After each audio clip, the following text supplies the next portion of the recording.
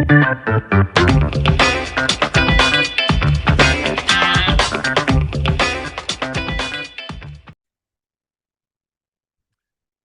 right. Welcome back to another episode of the Real Estate Investing Club. It is a beautiful November day. We are officially into fall. I love it. Absolutely love it. Just past Halloween. We had fewer trick-or-treaters this year, which was disappointing because I love seeing those the outfits that come along. But it's still going to be a good day because we have Jessie, Dillon with us from the other side of the U.S. over there in Massachusetts. Jessie is a multifamily master, and I will let her go into her own story. So, Jessie, thank you very much for hopping on the show. Hey, thanks for having me. Absolutely. So, yeah, like I said, we like to start with stories. Why don't you take us to the beginning of your story? How'd you get started in real estate?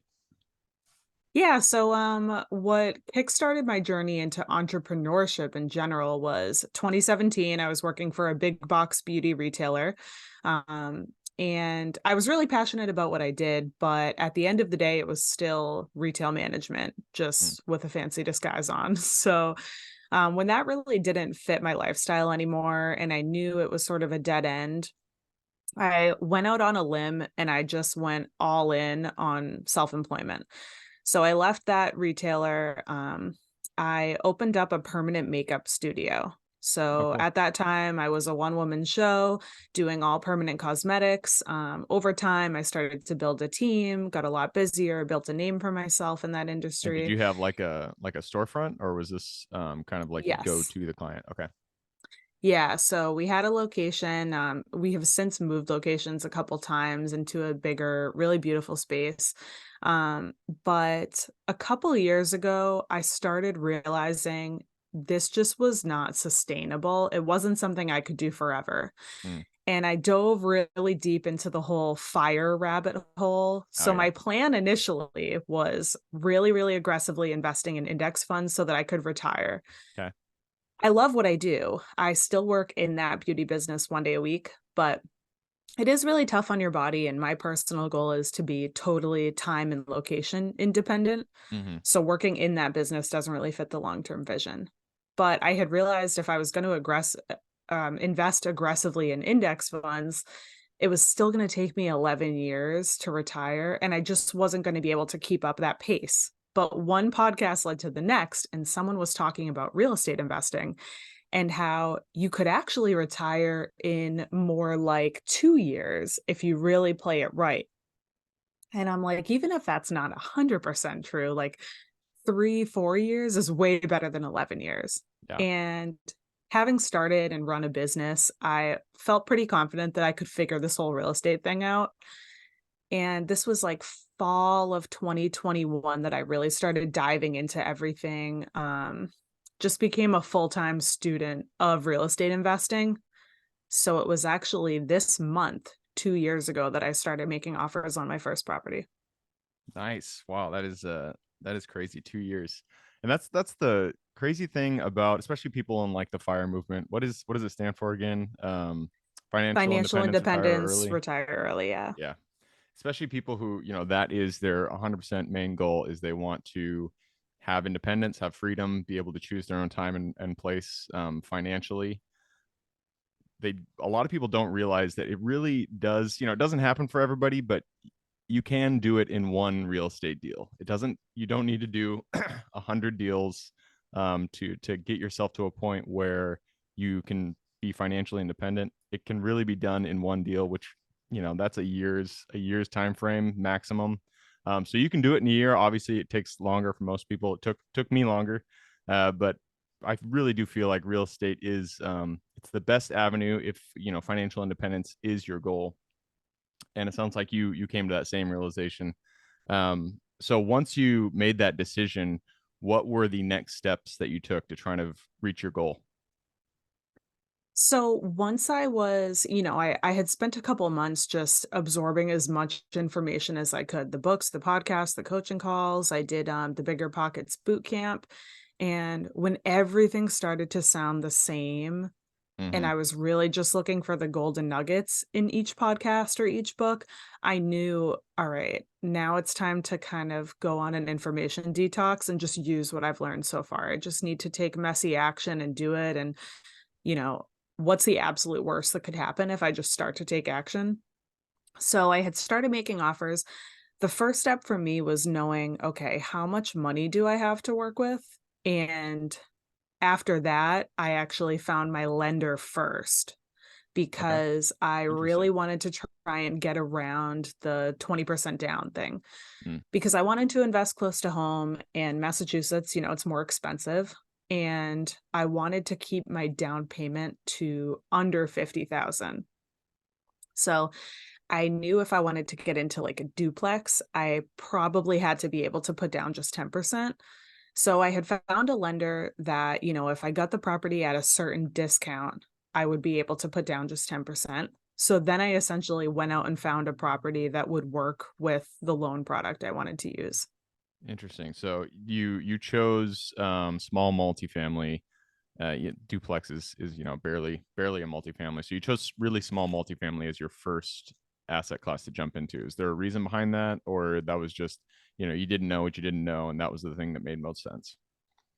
Yeah, I mean, at that time, I definitely could not have even fathomed Mm, buying anything with like 3 units, 4 units, let alone anything bigger than that.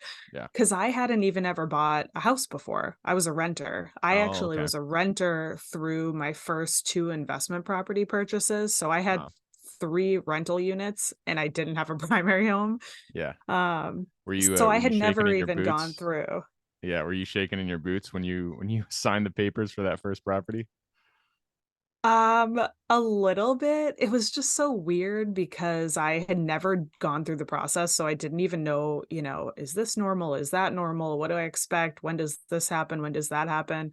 Um, but I was just really open with asking everybody questions, like the listing agent, because I didn't use a buyer's agent either.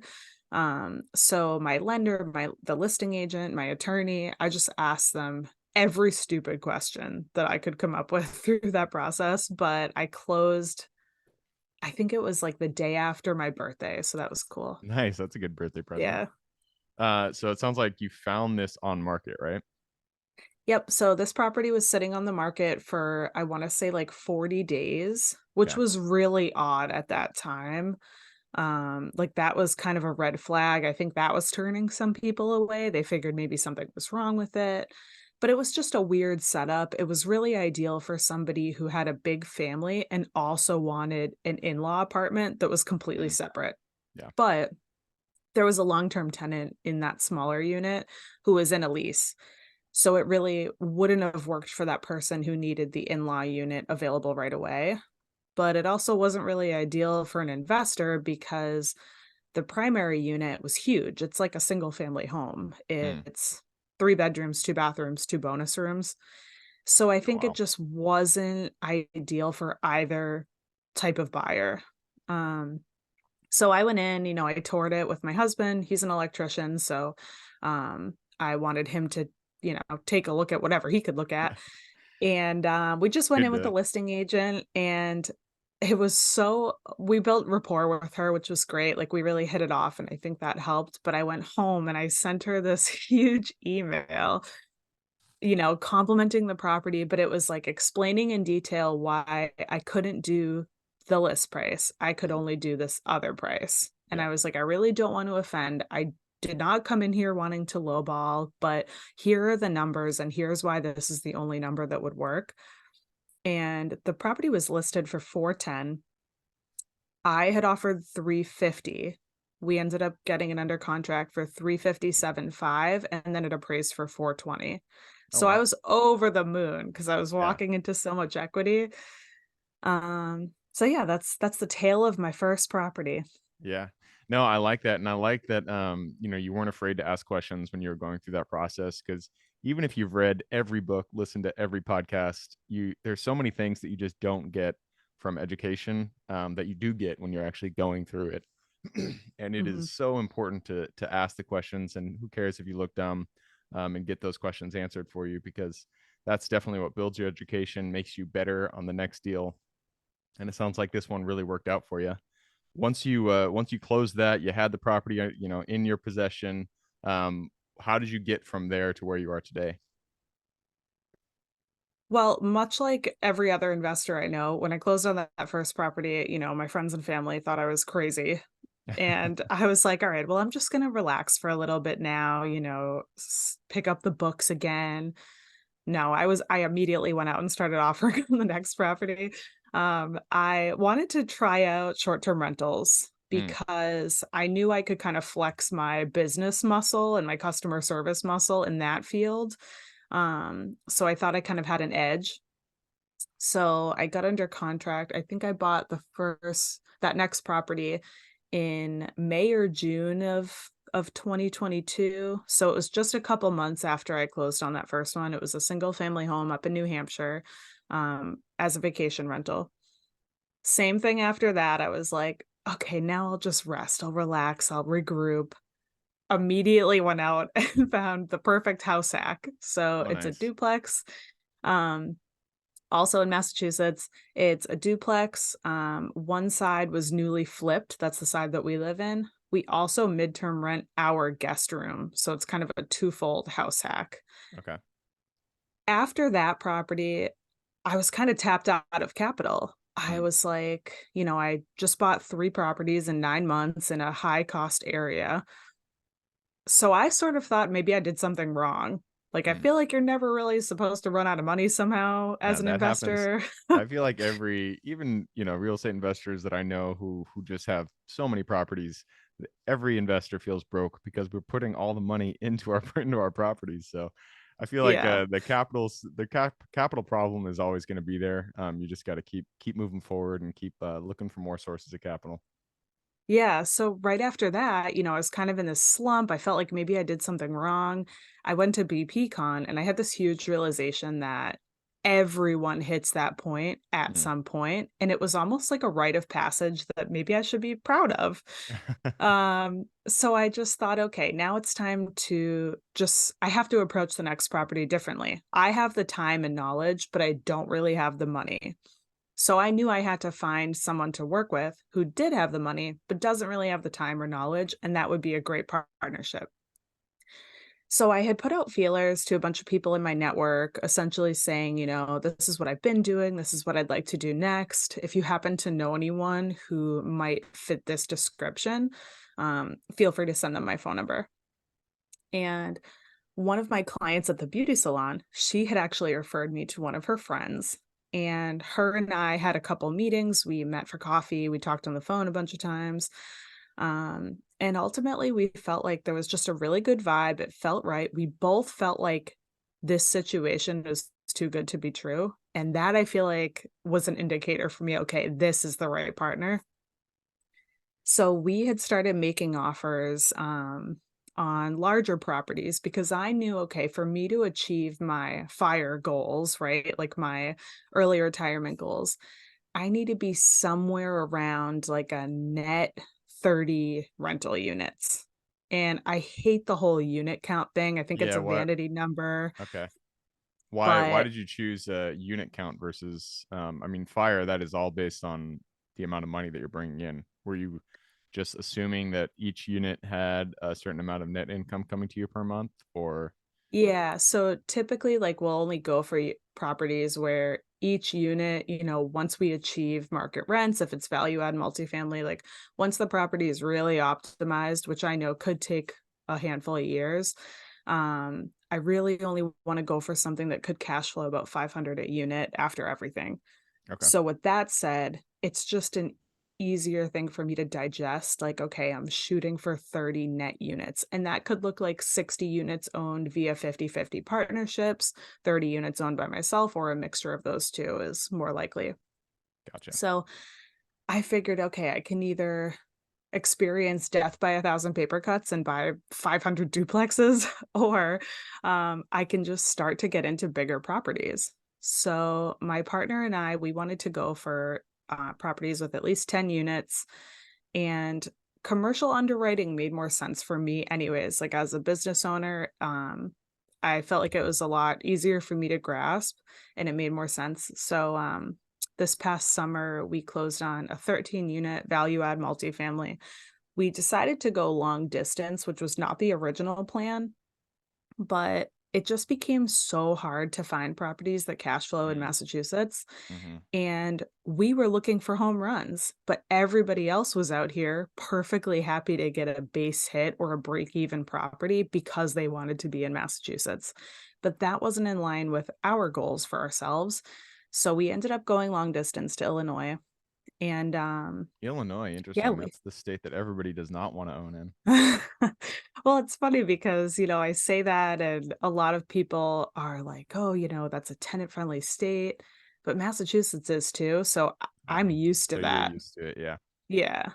Um, but yeah, we closed. So, now it's November 3rd. We closed this past July. So we've just been going through trying to, address deferred maintenance in the building, get the rents to where they're supposed to be, fill vacancies. So it's going to be a slow burn process to get that property to where it should be over the next like year and a half, 2 years, probably. Cool. Um, Yeah, yeah. that is I love your guys' trajectory. I feel like it's a good arc. I wish we had more time, but before we move to the quick question round, I want to ask a few questions about that Illinois property because making that leap from the first, maybe the first wholesale, the first single family you buy to something bigger it's a I feel like the faster you get there, the better your career will be because you really, the big properties are where you want to be. So how did you, when you decided that you're going to go 10 plus units, how did you decide on your metro? And then once you did decide on that metro, how did you execute the plan of actually, acquiring the property in that metro? Yeah, so my philosophy all along with partnerships is I don't love the idea of finding a property and then finding a partner for it. I like to Mm, find a partner first who we really vibe, our goals are aligned, we have the same values, and then go find a property that works for us. So we had, had a conversation around Massachusetts, we're not going to achieve our cash flow goals here, and that's what's important to us right now. So let's take a look at other Midwest cities with higher cap rates. And we kind of took the list and said, what do we each feel about each of these cities? Like, what's our comfort level? Um, and she actually travels to Chicago for work, so mm, she has some connections there. She felt most comfortable, like when we looked at the list of potential Midwest cities with higher cap rates, she was most comfortable with Chicago. Um, so the next step was I was just starting to get a feel for, what units are trading for and, which agents have the most listings and different neighborhoods and making connections with other investors there. But on a Friday is when we decided we're going to start offering in Chicago. We were under contract on Monday. So the wow, first that's offer quick. we made got accepted. And it was just such a testament to, I was trying to fit a circle into a square in Massachusetts, making offers for like Mm, 6 months and just nothing was sticking. And I just had to make that shift and it just all fell into place. And I know everyone says LoopNet is where deals go to die, but I found this deal on LoopNet. yeah. And it's funny because I think just a very mediocre deal out there looks great to me through the eyes of someone who had been underwriting Massachusetts deals for so long. Um, but yeah, first step, I found that property I really liked. One person referred me to the next person. I really liked the listing agent that I worked with on that one. So I've been continuing to talk with him about the next property. I have another partner who found me on a podcast actually, and he reached out, booked a call with me. So we're actually looking for something together now, probably something similar to that last deal. But the listing agent referred me to an attorney who was great. Um, I asked a couple different people about a broker who works out there, a mortgage broker, and same thing, I sort of interviewed a few different ones and found someone I really liked. I asked another investor who I had met on a women in real estate retreat for who works out in that area. I asked her for her contact for insurance. So it's a lot of just, asking people for referrals and that's really what's made it easy. Nice. Yeah, I don't like boiling things as complicated as a career and real estate investing down to one thing, but it sounds like your strength and your what has got you to where you are today is your ability to go out there and network, make relationships, and push the ball forward. So that is awesome. It is time for us to jump into the quick question round. So I'm gonna have to cut us off and push us forward. Are you ready? Yep. Let's do it. It starts with books or any form of education. I need two recommendations, one for general life wisdom and then one for real estate specific.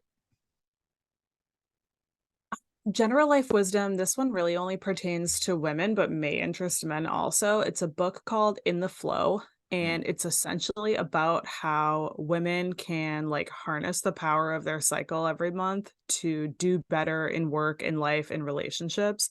And it was a huge game changer for me with work.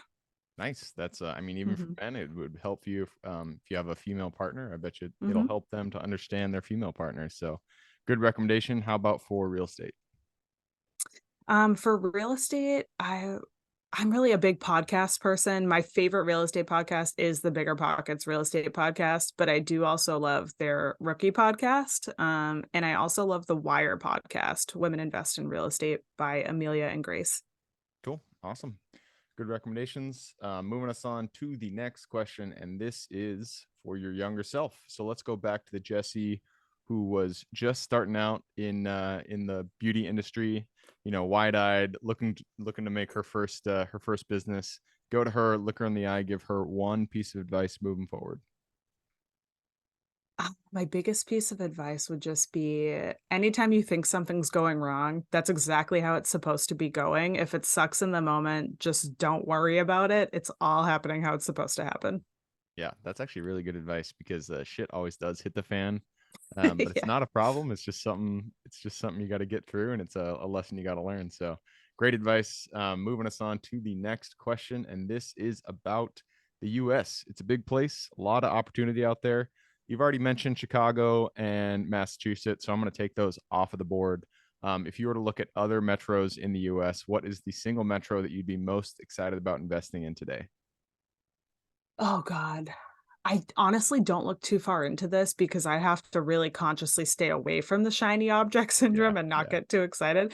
But I wouldn't reinvent the wheel. There are other investors who I really look up to who have mentioned Louisville, Kentucky, Augusta, Mm. Georgia, Cincinnati. So I would probably look into those areas.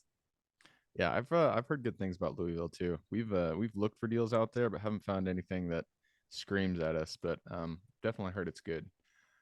That moves us to the next question, and this is about finding deals. It all starts with getting in contact with the seller. So, what is your favorite way to find good deals?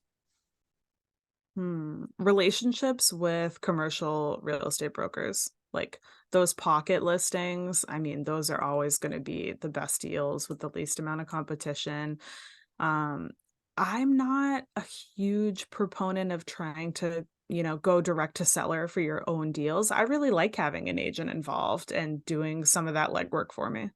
Yeah, yeah, it's two camps. You know, a lot of people go off market, but you know, most of the deals, in fact, I'm sure it's like 80 to 90% of the deals are sold on market. So it's a great way to go, especially if you find a good broker that you vibe with. Um, Mhm. all right, that moves us to the next question, and this is about your biggest lesson learned.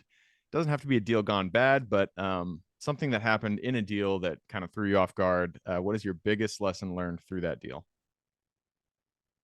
Hmm. I think biggest lesson in real estate in general is to just always have a backup plan and then another backup plan. So when I bought that short-term rental single family home up in New Hampshire, it did not do as well as I expected. Mm, So I kept it for exactly a year, and I think the overhead was too much. I think it was there was an oversupply. I think it wasn't close enough to certain destinations. Um, so I think best case, I ended up breaking even that year, and I ended up selling it with creative financing. So okay. if I had sold traditionally on market, it would have been a true break even deal. However, I did learn a lot and had a great experience doing that.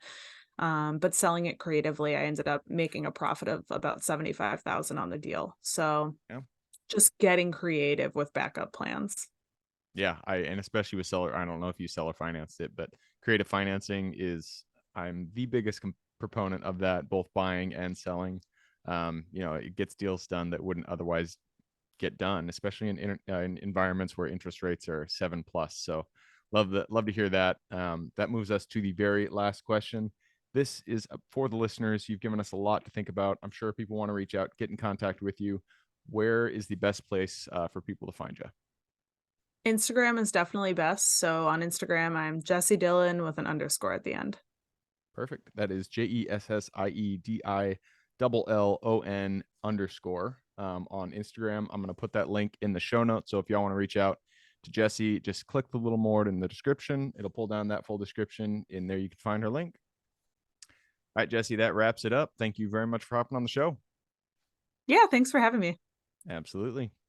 For everybody who's here with us today, thank you guys for showing up. You are the reason we do this. So if you guys have any questions whatsoever, reach out to me, Gabe at therealestateinvestingclub.com. If you guys want to support the show, as always, just give us a like, subscribe, share, all that jazz. Other than that, I hope you guys have a great week. Keep rocking real estate, and I look forward to seeing you on the next episode.